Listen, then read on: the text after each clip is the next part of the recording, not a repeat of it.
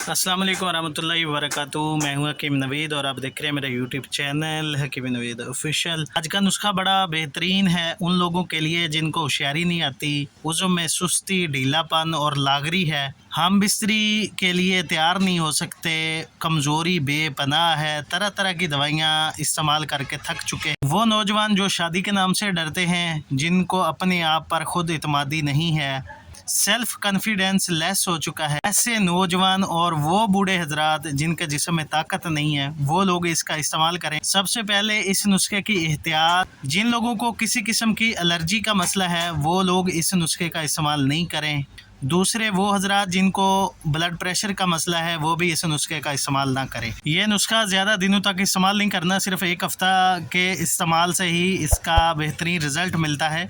बहुत सस्ता और आपकी सबकी अप्रोच में आने वाला यह नुस्खा है। किसी भी अच्छे पंसार स्टोर से आप दारचीनी मांग कर ख़रीद सकते हैं और साथ ही साथ मिश्री ले लें। कुजा मिश्री 100 ग्राम लेनी है दारचीनी और 200 ग्राम लेनी है मिश्री। की मर्ज़ी से कम और ज़्यादा डोज बना सकते हैं। जितनी दारचीनी हो उससे दुगनी आपने कुजा मिश्री बारीक करके को कपट छान करके मिक्स कर लें। रात को सोते वक्त नीम गर्म दूध के साथ आधा चम्मच इस्तेमाल करें।